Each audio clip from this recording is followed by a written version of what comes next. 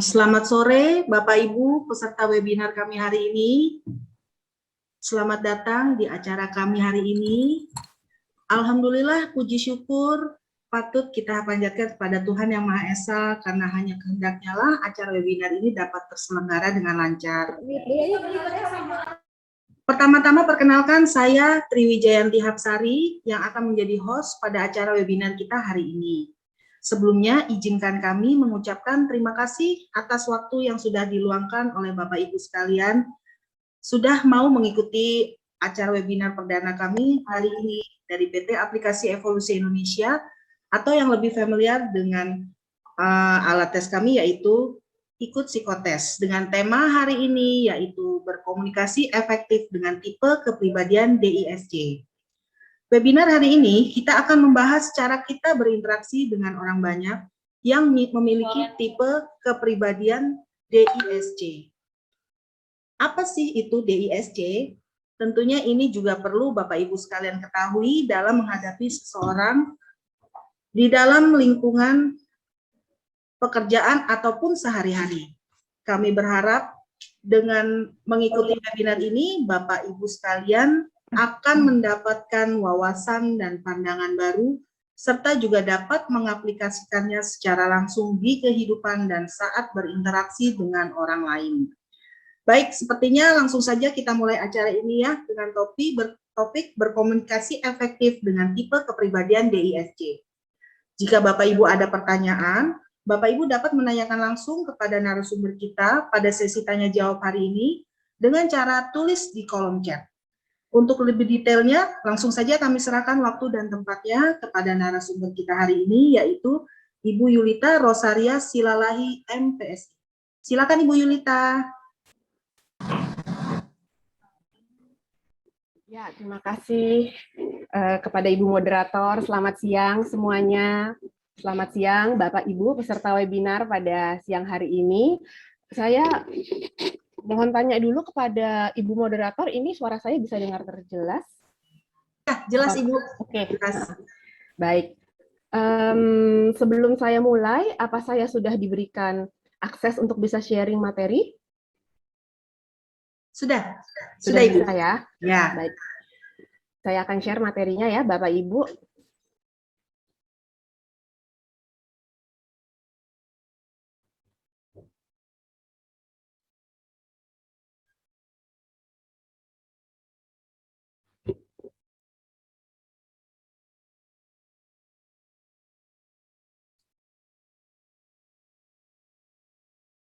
Baik, apa sudah terlihat materi yang saya share? Sudah Ibu, sudah. Oke, baik. Ya, perkenalkan saya dengan Yulita. Kali ini saya akan membawakan webinar tentang berkomunikasi efektif dengan tipe kepribadian DISC. Untuk mempersingkat waktu, kita langsung mulai saja ya. Oke, komunikasi ya. Komunikasi itu adalah kegiatan ya atau perilaku bisa dibilang ya yang sering kita lakukan, bahkan selalu kita lakukan ya Bapak Ibu setiap hari ya.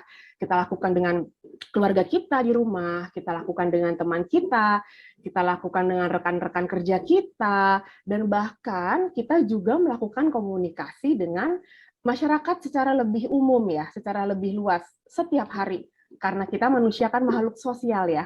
Jadi pasti kita akan melakukan komunikasi, perlu berkomunikasi begitu ya. Nah, komunikasi kita juga beragam ya. Ada komunikasi yang bentuknya singkat atau cuma ngobrol-ngobrol non formal.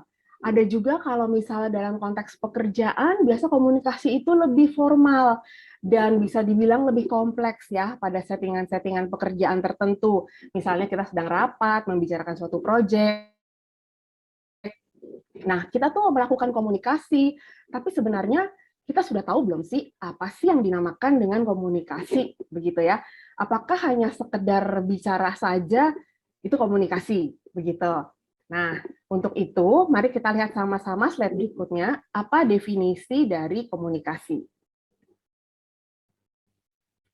Dari Kamus Besar Bahasa Indonesia, KBBI, komunikasi itu artinya adalah pengiriman dan penerimaan pesan atau berita antara dua orang atau lebih, sehingga pesan yang dimaksud dapat dipahami dan di dalamnya ada hubungan dan kontak, berarti ya.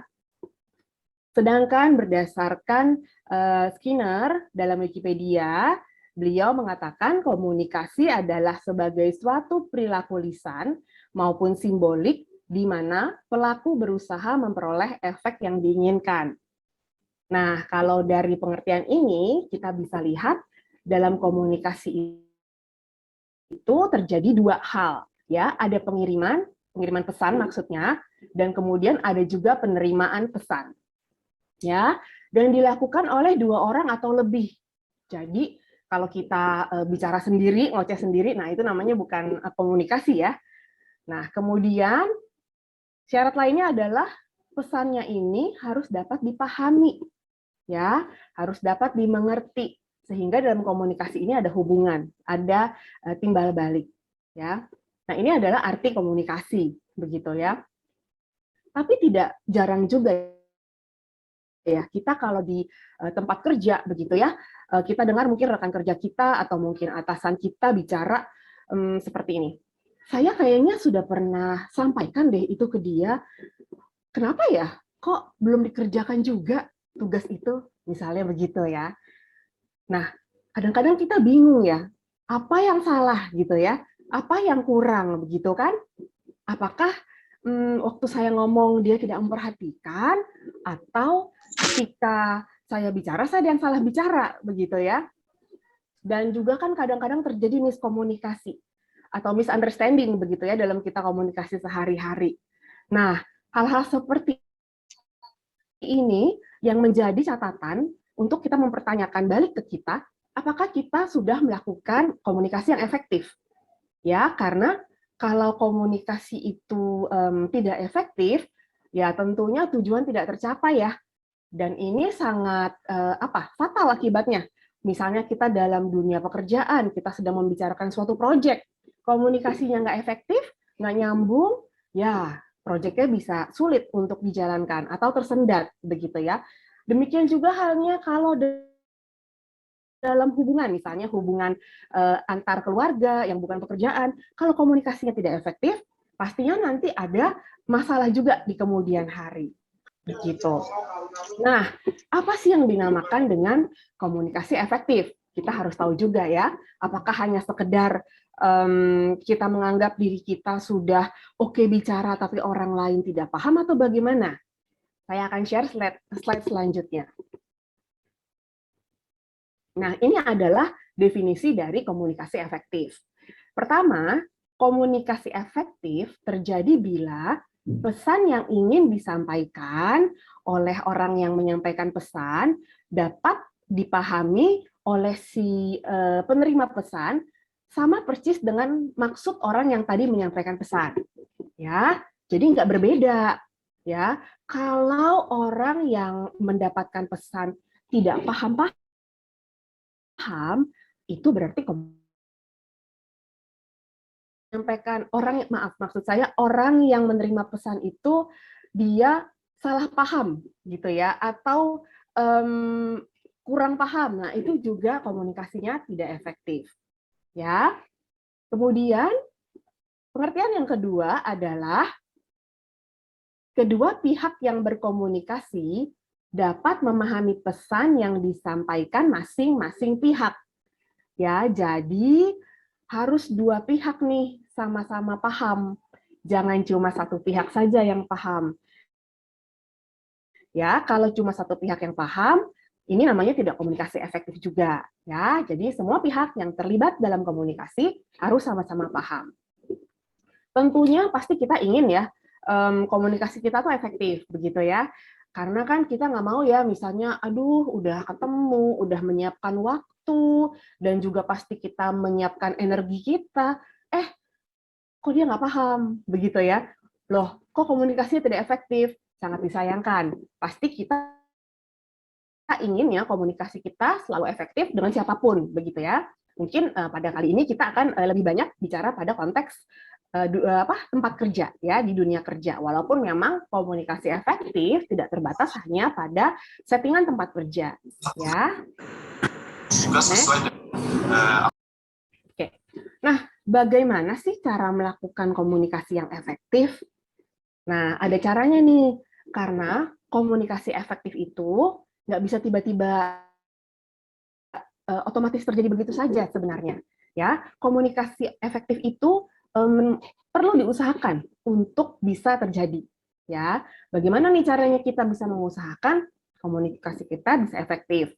Pertama, kita harus mengenal lawan bicara kita dulu. Begitu.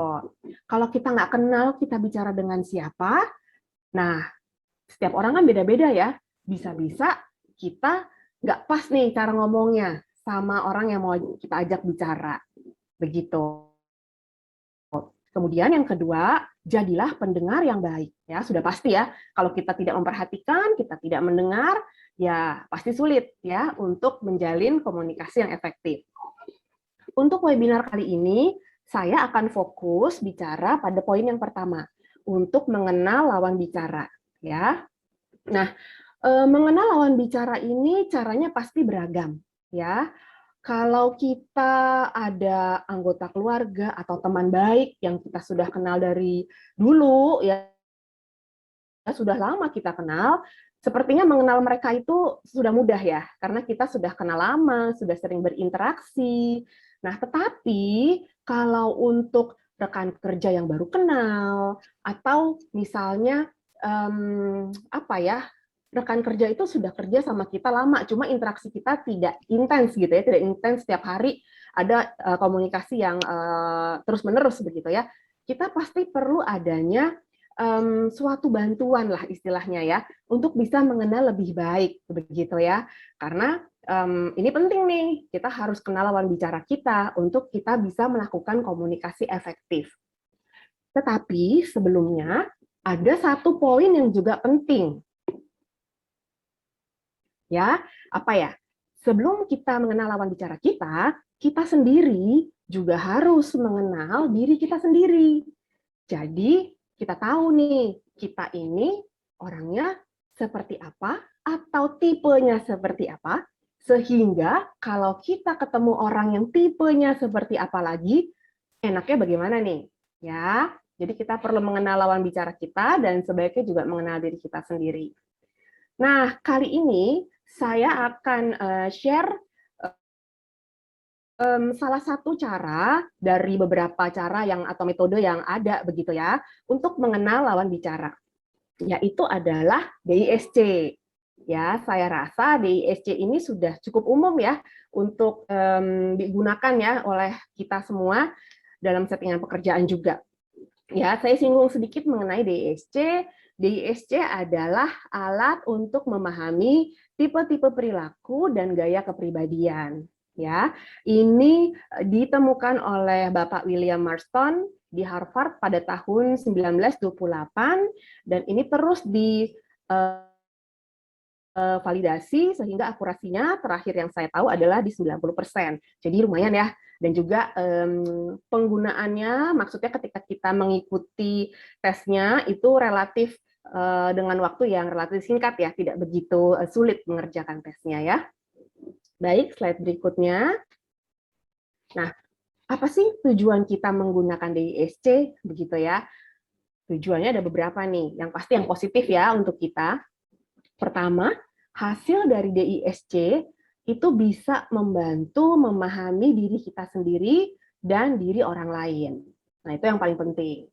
Ya, yang dipahami itu biasanya adalah kalau dalam settingan dunia kerja, itu memahami gaya orang tersebut bekerja, gaya orang tersebut mendekati dan menyelesaikan tugas. Begitu ya, dan pasti di dalamnya juga ada bagaimana mereka berkomunikasi. Ya. Kemudian, nah ini dapat mengembangkan diri dalam berinteraksi atau berkomunikasi dengan orang lain, sehingga ide-ide kita bisa didengar oleh lawan bicara. Ya, didengar tuh maksudnya bisa dipahami, begitu ya, oleh lawan bicara kita. Jadi DISC ini sebenarnya adalah salah satu tools yang bisa dibilang relatif sederhana dan relatif tidak begitu panjang mengerjakannya untuk durasi waktunya, tapi hasilnya ini berguna ya, bisa kita gunakan dalam kehidupan kita sehari-hari ya. Oke. Nah, DISC ini ada dimensinya begitu ya. Dimensi behavior-nya ini kalau kita lihat di layar ini, D dan I di bagian atas ya tulisannya outgoing and fast pace, dan di bagian bawah tulisannya reserve and slow pace. Lalu di bagian kiri task oriented dan di sisi kanan people oriented. Nah, ini bagaimana nih maksudnya? Nah, maksudnya secara umum keempat tipe ini dibagi dalam dimensi-dimensi ini. Jadi kalau kita lihat tipe D dan tipe I yang di atas ini, mereka itu tipe orang yang outgoing, ya, bisa dibilang seperti orang-orang ekstrovert, ya, dan mereka fast paced. Jadi kalau bekerja ini relatif cepat, ya, dalam memutuskan segala sesuatu biasanya juga mereka relatif cepat, ya. Nah, kalau untuk yang di bawah, yang tipe C dan tipe S, mereka itu tipe-tipe orang yang biasanya reserve. Reserve itu lebih ke dalam, atau bisa dibilang tipe yang cenderung introvert, dan juga slow pace. Kalau bekerja itu relatif temponya lebih lambat ya. Nah, sisi kiri task oriented. Jadi orang-orang yang masuk di kelompok tipe D dan tipe C ini biasanya adalah orang-orang yang orientasinya itu adalah tugas. Ya, tugas pekerjaan itu menjadi prioritas utama mereka. Makanya bagaimanapun ceritanya tugasnya harus selesai, pekerjaannya harus selesai, gitu ya. Nah, untuk sisi yang sebelah kanan, ini adalah I dan S, mereka ini yang tipe-tipenya people oriented, gitu ya. Jadi kalau pendekatan mereka terhadap tugas itu lebih memperhatikan people-nya dulu, itu ya bedanya di situ. Jadi ada apa istilahnya 4 yang membagi mereka ya, 4 dimensi gitu ya. Oke, next. Nah, kita akan langsung masuk ke masing-masing tipenya ya. Pertama adalah tipe dominance atau kita sebut biasa disingkat tipe D ya.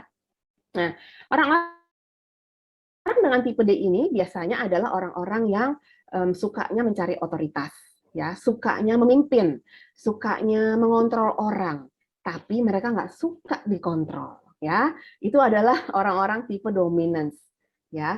Mereka suka lingkungan yang dinamis, nggak suka kalau kerjaan itu lagi berurut-urutan, kayaknya kok diulang ya kerjaan saya itu lagi, kurang suka biasanya. Mereka ingin ada perubahan, ingin ada challenge baru gitu ya, tantangan baru nih, proyek-proyek baru. Itu orang dominance ya. Mereka tidak begitu suka detail, mereka suka itu lebih ke gambaran besar biasanya. Lalu mereka punya banyak ide dan inisiatif ya, karena mereka orangnya kan tadi dominance ya, ingin mengontrol, mereka inisiatifnya cepat. Jadi kalau lagi kita misalnya rapat nih ya, mau ada project ini, nanti dia yang bisa ngomong duluan. Oke, kita kerjainnya begini, kamu nanti kerjain ini, nanti kita kerjain ini. Nah, itu tuh tipe orang dominan kurang lebih kayak gitu. Mereka pasti punya inisiatif, ya. Lalu mereka suka tugas-tugas yang menantang biasanya, ya. Mereka juga fokus pada hasil, ya. Kembali lagi tadi mereka kan task oriented ya, fokus pada hasil. Dan biasanya menggunakan fakta.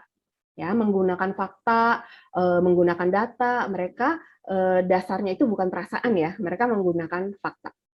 Nah, ketakutan orang dominance adalah dimanfaatkan oleh orang lain. Ya. Kemudian karena mereka ini tipe yang mencari otoritas, suka mengatur orang lain ya, mereka ini cenderung tidak diplomatis. Ya, orang-orangnya ini bisa dibilang agak-agak kaku lah ya, kurang-kurang diplomatis begitu ya. Lalu bergeraknya cepat dan terburu-buru ya. Kalau misalnya mau ngajak rapat, ayo kita rapat gitu ya. Tipenya yang kayak begitu deh, cepat-cepat begitu ya. Dan biasanya cenderung egois ya. Nah, ini kan tipe-tipe orang dengan tipe D. Kita udah tahu nih ya. Terus gimana sih ya caranya kita untuk bisa komunikasi yang efektif dengan orang-orang yang tipe D nih? Saya akan share ya di slide berikutnya. Nah, caranya adalah pertama, hindari bicara dengan obrolan basa-basi atau membangun hubungan pribadi ya. Jadi kalau misalnya kita ketemu dengan orang yang tipenya D, kita nggak usah terlalu banyak, gimana Pak, selamat pagi, kabar Bapak bagaimana? Iya tadi jalanan macet ya Pak, aduh iya tadi saya juga Pak, naik Grab-Grabnya macet, saya harus ganti Grab. Nah dia kurang suka tuh yang kayak begitu. Ya, dia sukanya bicara langsung pada inti permasalahannya. Ya, langsung pada inti permasalahannya. Dan bicaranya jelas, spesifik, to the point ke inti permasalahan. Jadi jangan muter-muter, begitu ya. Dan bicara gambaran besar. Mereka lebih suka bicara gambaran besar daripada bicara detil-detil yang kecil-kecil, begitu. Lalu karena mereka ini kan orangnya tipenya suka mendominasi ya, suka mengatur orang. Nah, berikanlah mereka alternatif dan pilihan untuk nanti mereka yang putuskan. Ya, karena mereka agak kurang suka sebenarnya kalau misalnya kita yang bilang apa ya, kita kerjainnya begini aja ya, gitu. Karena mereka tuh sebenarnya lebih suka kalau sebenarnya itu mereka yang memutuskan, begitu. Jadi kita berikan saja pilihan-pilihannya, ya, dan berilah fakta secara logis, ya, karena orang-orang dengan tipe D ini bergerak berdasarkan fakta, bukan berdasarkan feeling atau perasaan. Ya, jadi kalau orang-orang tipe D itu tidak setuju atau menolak sesuatu, itu pasti dasarnya adalah fakta, ya, bukan sesuatu yang dasarnya adalah feeling atau perasaan. Ya, dan orang-orang tipe D ini biasanya relatif cepat nih. Kalau buat keputusan ini pasti relatif cepat. Ketika berbicara, ketika rapat, mungkin di saat itu juga dia udah bisa kelihatan nih, dia bisa buat keputusan. Ya, ini adalah orang D. Ya. Next, tipe influencing atau disingkat tipe I. Nah, orang ini bebas kontrol juga, ya, nggak terlalu suka dikontrol juga. Nah, dia juga tidak terlalu suka hal detil. Dia suka pekerjaan yang geraknya banyak, ya, banyak gerak, banyak pindah. Mereka lebih suka pekerjaan yang banyak gerak. Lalu ciri khas yang menonjolnya suka mengobrol, ya, orangnya spontan, ya, suka didengar dan suka tampil, ya, dan people oriented. Makanya ya kalau di gambarnya kan dia kayak tangannya terbuka ya, membuka diri begitu ya.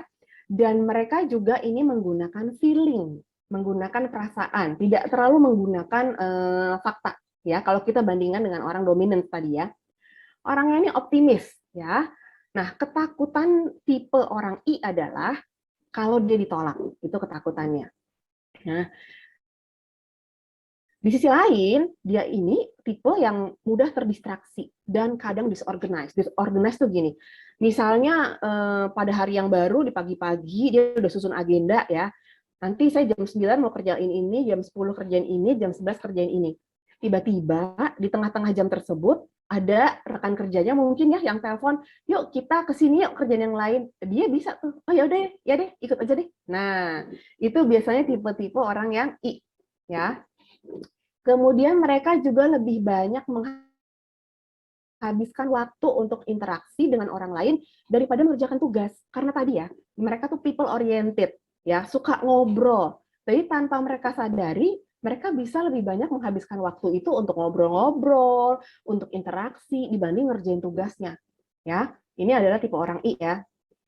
Nah, bagaimana ya cara komunikasi yang efektif dengan tipe I? Nah, beda dengan tipe D tadi. Kita justru dengan tipe I mulailah pembicaraan dengan membangun hubungan pribadi. Obrolan basa-basi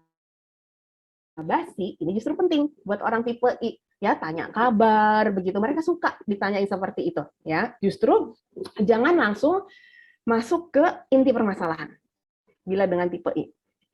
Kemudian siap-siap nih Bapak Ibu kalau ngobrol sama orang tipe I, siapin waktu lebih lama karena mereka suka ngobrol, ya. Jadi bisa meleset nih waktu kita untuk ngobrol sama mereka atau untuk rapat sama mereka, ya. Dan berikanlah perhatian yang memang tulus ya kepada orang tipe I untuk membangun engagement. Karena bagi mereka kan mereka ini people oriented ya. Kalau mereka sudah engage, ini tuh akan gampang nih untuk kita ngomongin inti masalah, untuk kita nanti memutuskan sesuatu, itu akan lebih mudah karena dia sudah merasa engage sama kita lawan bicaranya, ya. Lalu mereka lebih suka ditanya ide, bicarakan tentang ide. Biasa orang tipe E idenya banyak, ya. Kemudian bisa bicara juga mengenai perasaan. Mereka lebih ke perasaan, ya, bukan utamanya data, tapi perasaan biasanya. Dan arahkan mereka, bantu mereka untuk mengambil tindakan. Jadi kayak membuatkan step-step gitu ya untuk bantu mereka buat tindakan dan follow up mereka. Karena mereka kan kebanyakan ide ya. Dan kalau ngobrol juga suka panjang ya. Nanti bisa-bisa mereka kelamaan gitu, kebablasan untuk mengambil tindakan ya. Kemudian berilah penghargaan kepada mereka, lebih spesifik penghargaan dalam bentuk pujian. Mereka tuh sangat suka kalau diberi penghargaan dalam bentuk pujian. Berikutnya, nah ini adalah tipe orang dengan kepribadian steady atau S ya. Nah, orang-orang ini ingin mendapatkan rasa nyaman, kestabilan. Ini ciri khasnya banget ya. Kestabilan itu adalah sesuatu yang mereka inginkan ya. Terus orangnya juga tuh tenang, orangnya sabar gitu ya. Terus tipe-tipe orang yang berpikir logis dan penuh pertimbangan ya. Dia ini sebenarnya pendengar yang baik nih. Tipe steady ini pendengar yang baik. Dan mereka biasanya cenderung menghindari konflik. Kalau bisa jangan konflik deh. Nah, itu orang-orang steady maunya kayak begitu tah. Dan mereka ini memperhatikan juga kebutuhan orang lain. Misalnya ada teman kantor kita yang misalnya laptopnya bisa tiba-tiba rusak atau mati gitu ya, dia bisa datang tuh nyamperin, gimana laptopnya sudah on lagi belum, sudah benar belum, apa kamu butuh bantuan. Nah itu biasa orang-orang steady bisa seperti itu ya. Ketakutan mereka adalah kehilangan rasa aman ya. Nah mereka ini tidak suka perubahan karena kan maunya stabil nih ya, orang steady maunya stabil. Mereka tuh nggak suka perubahan. Ketika ada sesuatu yang berubah, mereka sulit nih untuk menentukan prioritas. Jadi bingung gitu, berubah. Jadi yang mana dulu nih, gitu ya. Nah, ini adalah tipe-tipe orang yang kalau misalnya ada dalam tim kerja, misalnya ada seorang atasan gitu ya, meminta mungkin tim bawahannya untuk melakukan sesuatu, tapi kalau misalnya berubah-berubah gitu ya, tipe steady ini agak susah untuk menyesuaikan sehingga kayaknya kok lama banget ya dikerjain. Nah, kayak gitu. Atau kok kayaknya dia nggak mulai-mulai ya kerjanya, karena mereka itu tipenya steady, ya tipenya stabil. Begitu dirubah dikit atau seperti diganggu gitu ya, menurut mereka, nah itu mereka butuh waktu untuk adaptasi lebih lama. Nah berikutnya adalah tipe S ini adalah tipe yang sensitif ya, tipe orang yang sensitif dan peka terhadap perasaan, ya. Dan mereka ini fokus pada proses tipenya. Nah, gimana sih ya cara kita berbicara dengan orang tipe S atau tipe yang ingin stabil? Pertama, hindarilah berbicara cepat.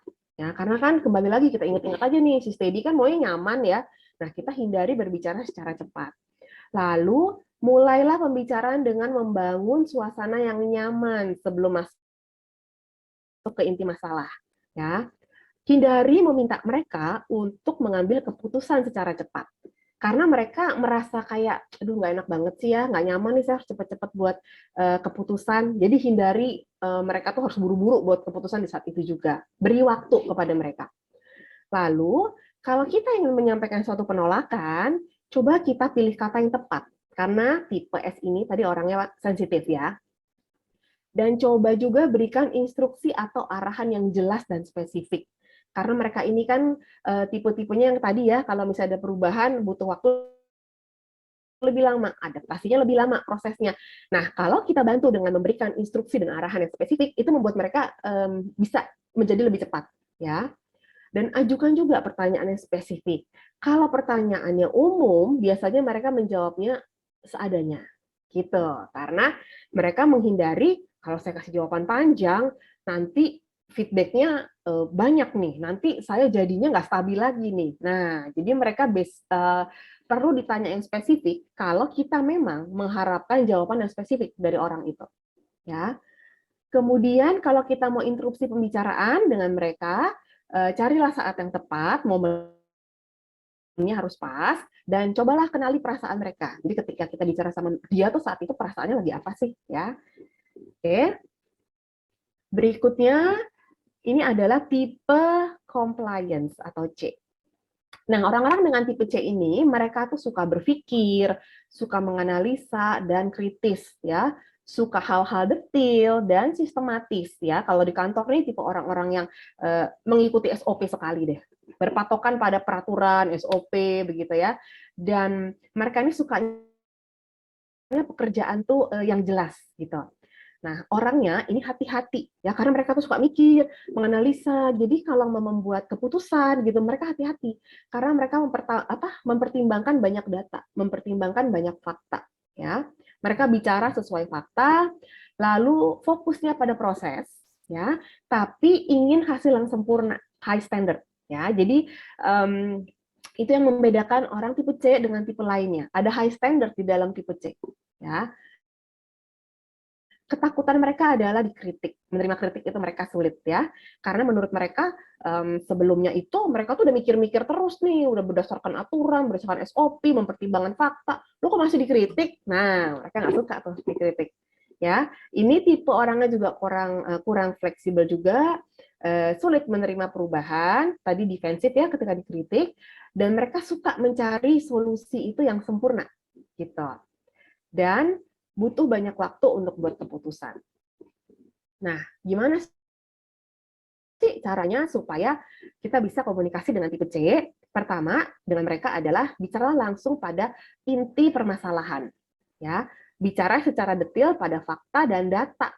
Jadi kalau misalnya Bapak Ibu mau bicara dengan tipe C, pastiin udah punya data-data dulu ya, udah punya fakta. Karena kalau kita cuma datang ke dia dengan gambaran besar tanpa fakta detail, sama mereka kayaknya kurang didengerin gitu ya. Lalu bangunlah kredibilitas dengan orang tipe C sehingga mereka percaya sama kita gitu. Semakin mereka mempercayai kita orang yang kredibel, biasanya mereka akan semakin mudah untuk engage sama kita untuk nantinya bekerja sama, membuat keputusan dan melakukan pekerjaan lainnya dengan kita.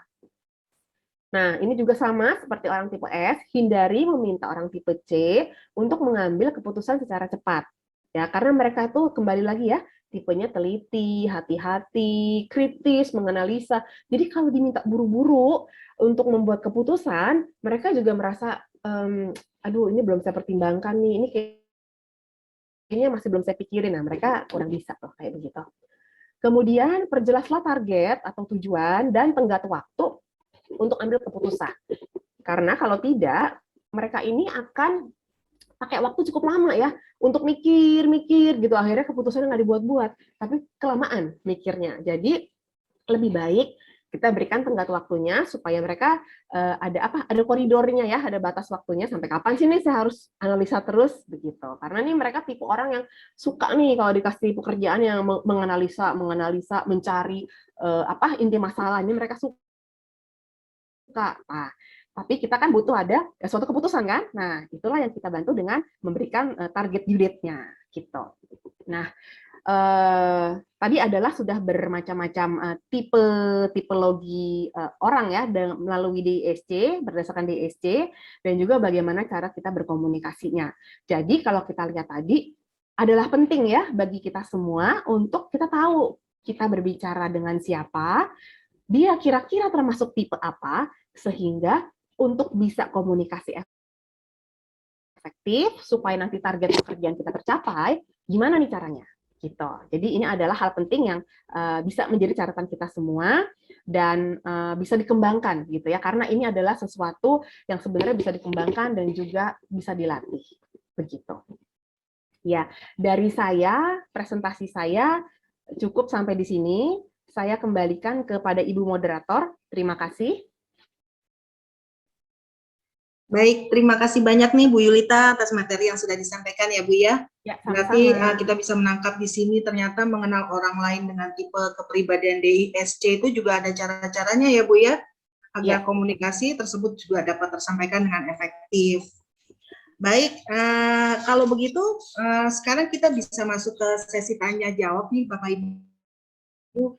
Jika ada pertanyaan Bapak Ibu silahkan bisa langsung diajukan melalui kolom chat. Di sini sudah ada beberapa pertanyaan ya dari Saudara Elda nih Bu Yulita.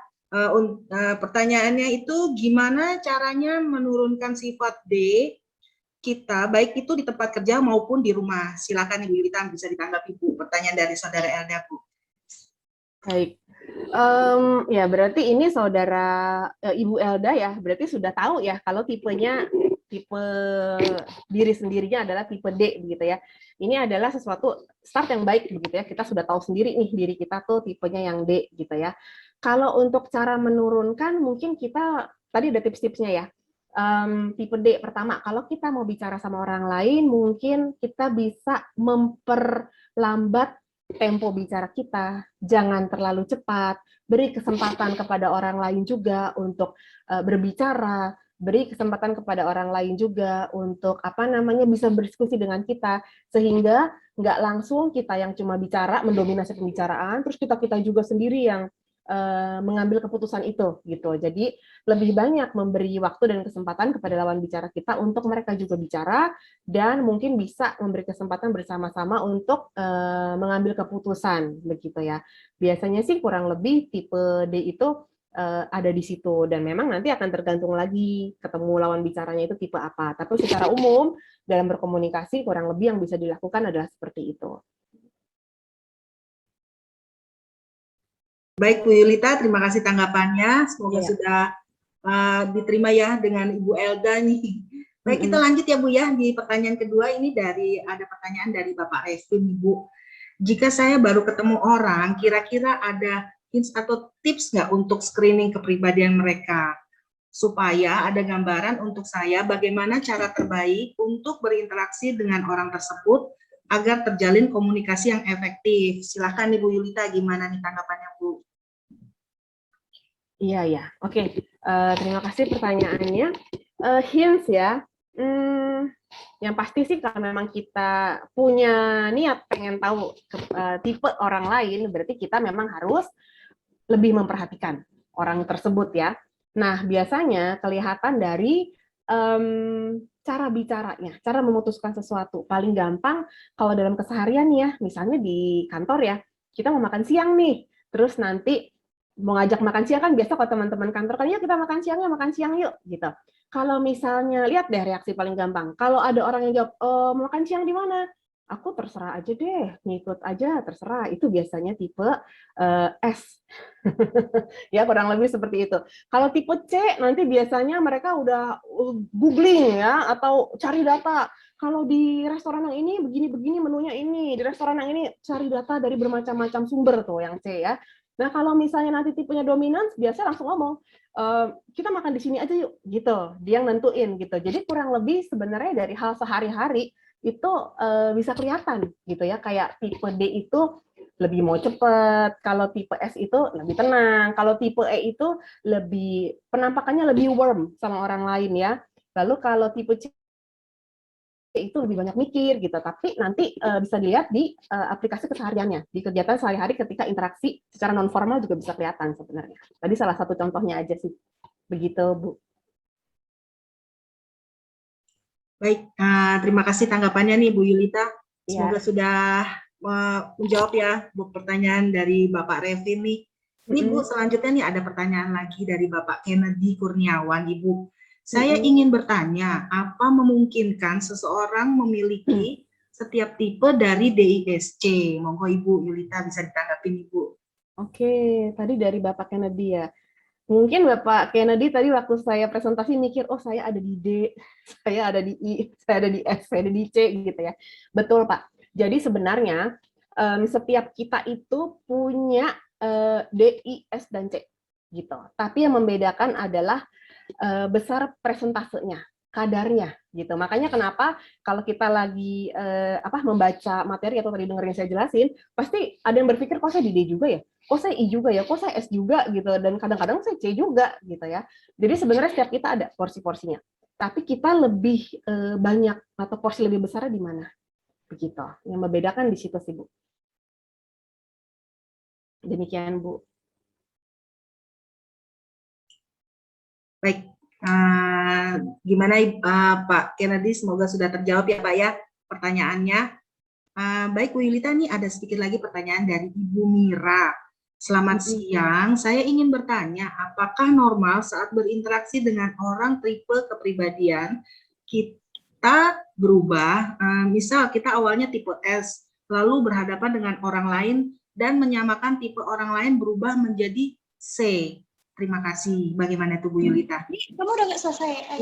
Ini maksudnya kita berubah tipe ketika kita bertemu dengan orang lain dengan satu orang itu saja maksudnya ya? Iya, mungkin awalnya dia tipe S, lalu berhadapan dengan orang lain, terus dia merasa mungkin tipe orang lain tuh berubah menjadi C gitu, yang awalnya dia mungkin mengira itu tipe kepribadiannya S, mungkin kurang lebih seperti itu ya Bu ya.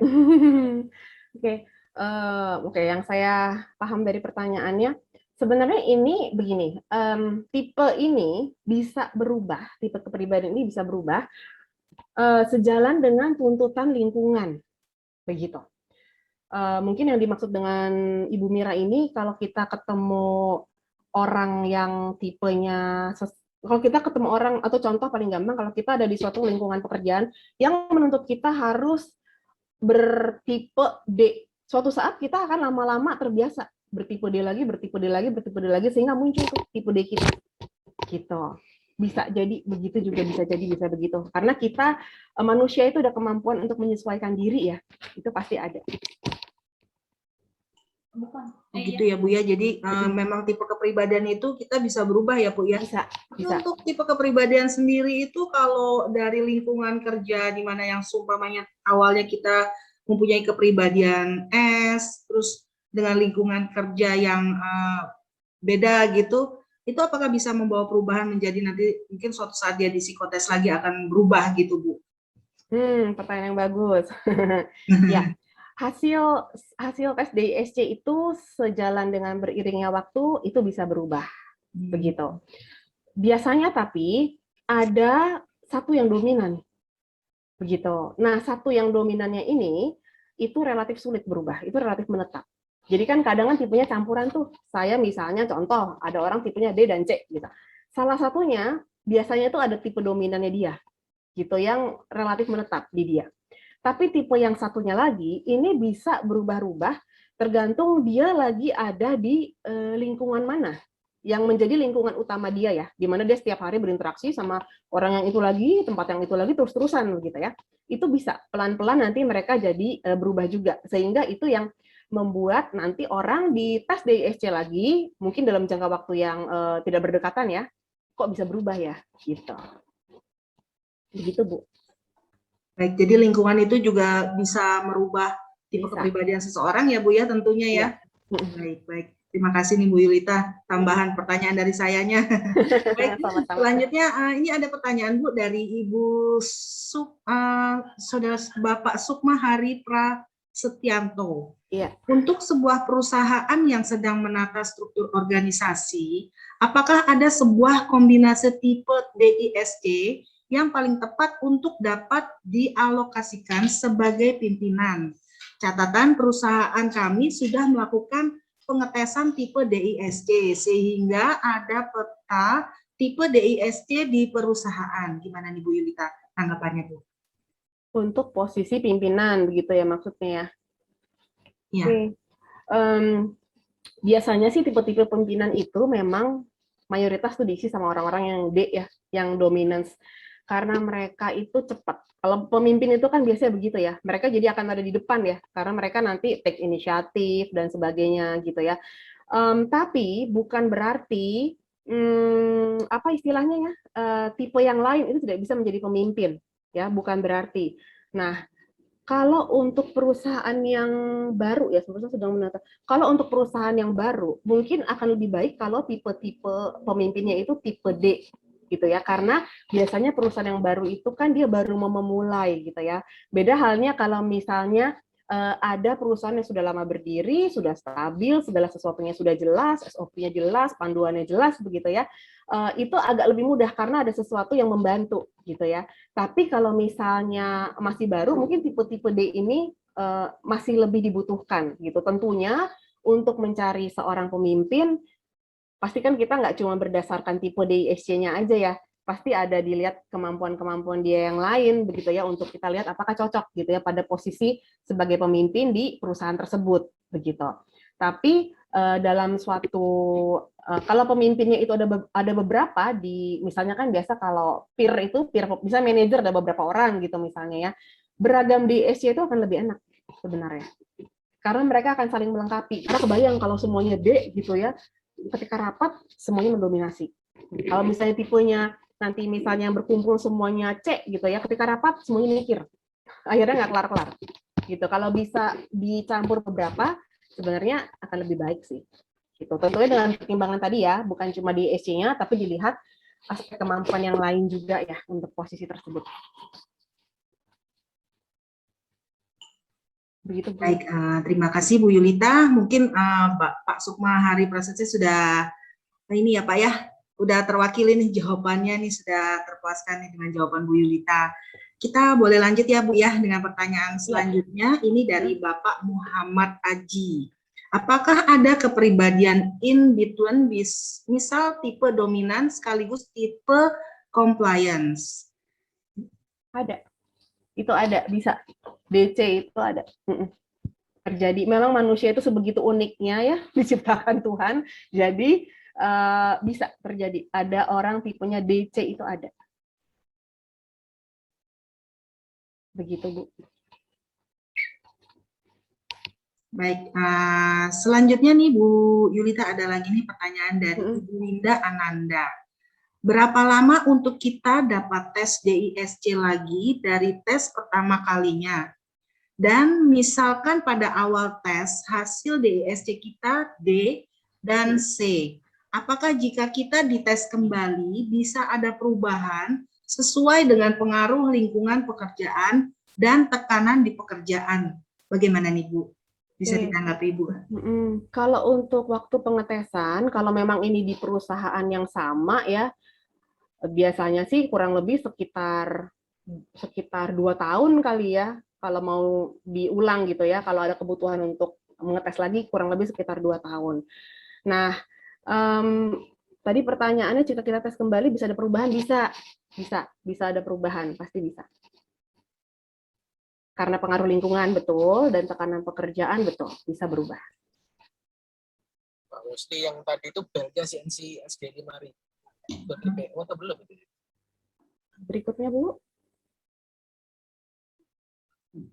Baik, berarti ini jawaban pertanyaan mirip dengan sebelumnya ya Bu ya, memang bisa berubah ya untuk tipe kepribadian itu sendiri ya, dari tadinya dia mungkin S bisa berubah menjadi C atau seperti itu, kurang lebih dari faktor lingkungan juga ya Bu Yulita ya. Tapi kembali lagi ya Bu, biasanya kan kita agak jarang orang murni ya, murni D gitu ya, biasa campuran.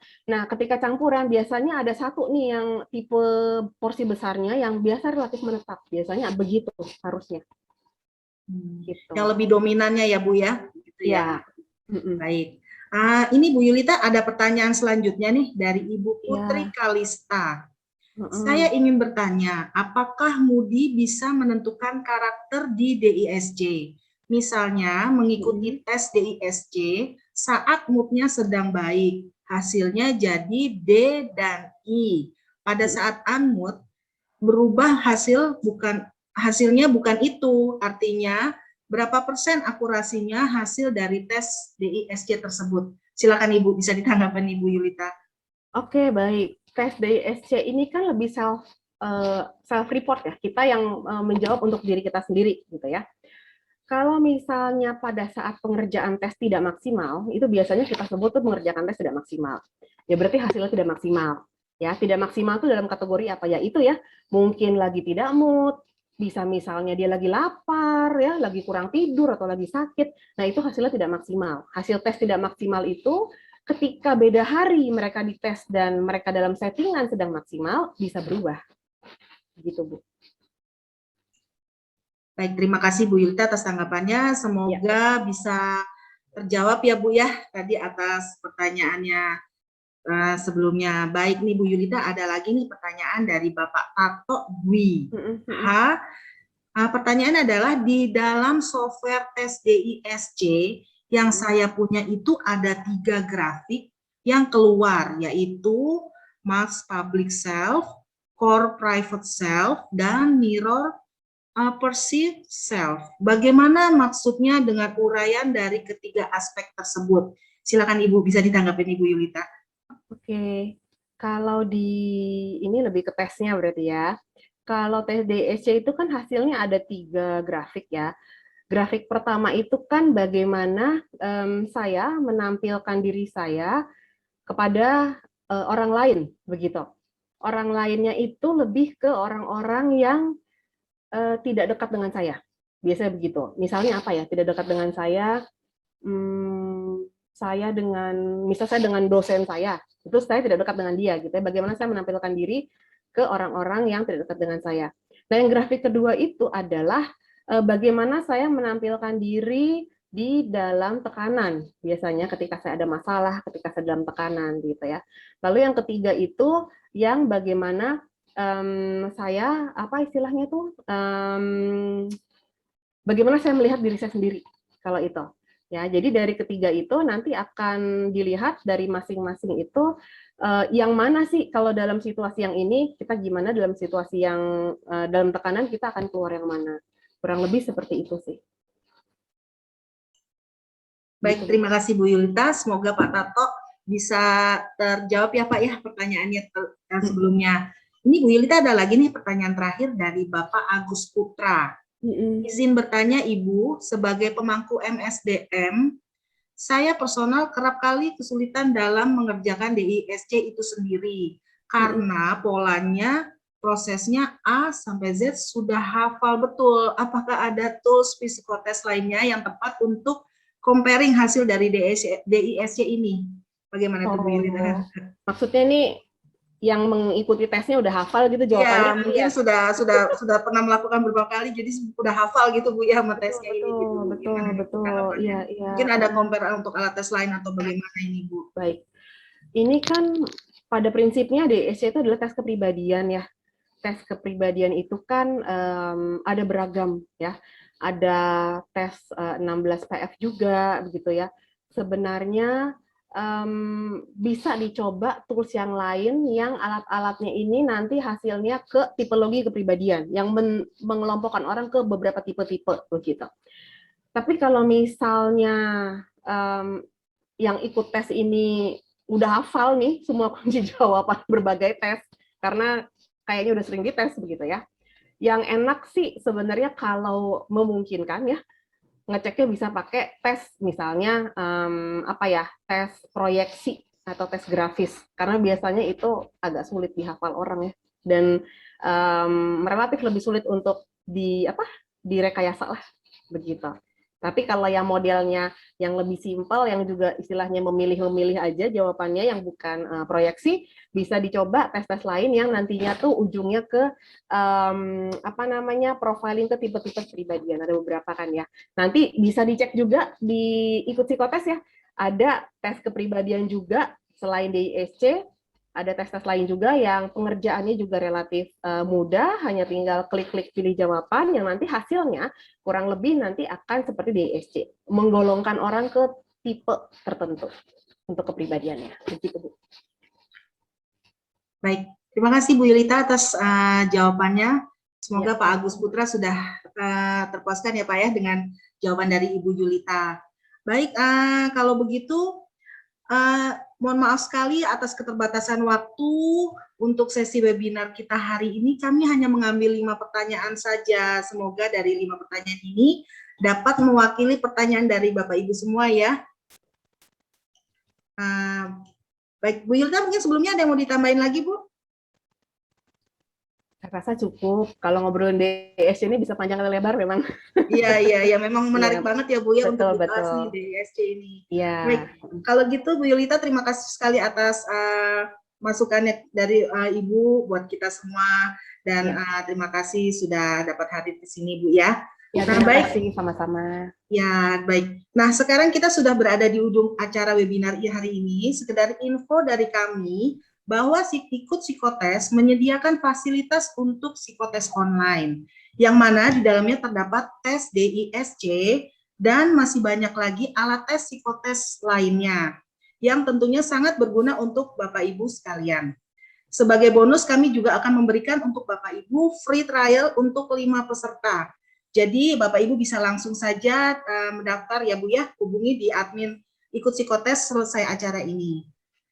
Baik, kalau begitu saya mewakili panitia memohon maaf jika dalam perjalanan acara ini ada hal yang kurang berkenan kiranya di hati Bapak Ibu sekalian, dan harapan kami semoga dari sesi webinar kita hari ini Bapak Ibu sekalian mendapatkan bekal tambahan dan dapat lebih baik lagi dalam berkomunikasi secara efektif dan tentunya dapat lebih mengenal orang lain dengan tipe kepribadian DISC.